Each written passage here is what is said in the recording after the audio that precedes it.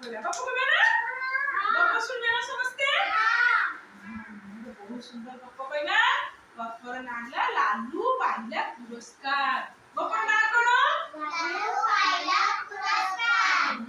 ଗୋଟେ ବଢିଆ ଗପ ପାଇ କିଏ ପାଇଲା ପୁରସ୍କାର ଲାଲୁ ପାଇଲା ପୁରସ୍କାର ଆମେ ବହୁତ ସୁନ୍ଦର ଗୋଟେ ଗପଟେ କହିବା ହେଲା ଜଙ୍ଗଲ ଥିଲା ହେଲା ସେଇ ଜଙ୍ଗଲ ବାଟେ ଦେଖି ଗୋଟେ ରାସ୍ତା ଥିଲା ସେ ରାସ୍ତାରେ ସବୁ ଟ୍ରକ୍ ବସ୍ କାର ସବୁ ଯାଏ ତମେ ଦେଖିଛ ସବୁ ଟ୍ରକ୍ ବସ୍ କାର ଯାଇ ଦେଖିଛ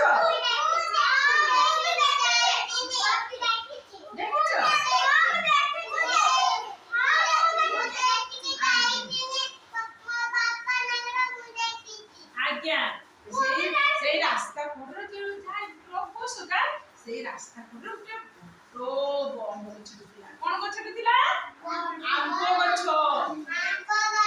এই আম্ব গছ মূଳର ଗୋଟେ ଠେକୁଆ ମାଟି ରହୁଥିଲା ହେଲା ଆଉ ତ କୁନି କୁନି ଦିଟା ଛୁଆ ଥିଲେ ତାର କୁନି କୁନିଆ ଦିଟା ଛୁଆ ଥିଲେ ହେଲା ଗୋଟେ ଠେକୁଆ ମା ରହୁଥିଲା ତାର କୁନି କୁନି ଦିଟା ଛୁଆ ଥିଲେ ଜଣଙ୍କ ନାଁ ନାଲୁ ଜଣଙ୍କ ନାଁ ବାଲୁ ଜଣଙ୍କ ନାଁ ନାଲୁ ଜଣଙ୍କ ନାଁ ବାଲୁ ହେଲା ଜଣଙ୍କ ନାଁ ନାଲୁ ଜଣଙ୍କ ନାଁ ବାଲୁ ଦିଟା ଛୁଆଙ୍କ ନାଁ କଣ ଥିଲା ଜଣଙ୍କ ନାଁ ଲାଲୁ ଆଉ ଜଣଙ୍କ ନାଁ ବାଲୁ ଏଠି ଠେକୁଆ ମା କଣ କହିଲା ନା ଏ ନାଲୁ ଏ ବାଲୁ ଜମାରୁ ବଦମାସ ହବନି ମୁଁ ଯାଉଛୁ ମନୁ ଅଜା ଦୋକାନକୁ ଯିବି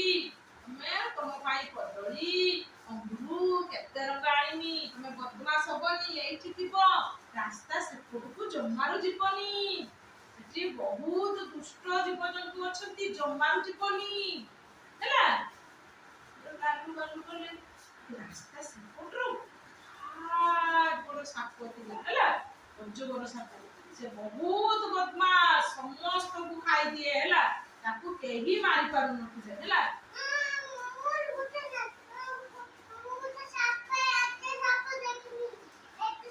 ଦେଖିଥିଲ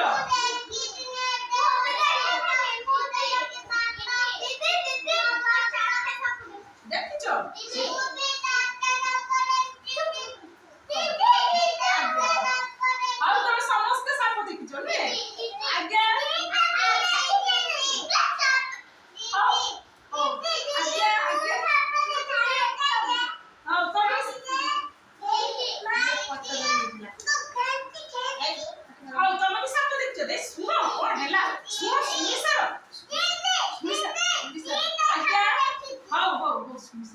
ଏବେ ସାପଟା କିସ ଦେଇଛି ସୁନିସାର ସେଥିପାଇଁ ମୁଁ ତାଙ୍କ ଠେକୁଆଟା ମା କହିଲେ ଯେ ନାଲୁ ବାଲୁ ତମେ ଜୀବନି ସାପ ଯଦି ଖାଇଦବ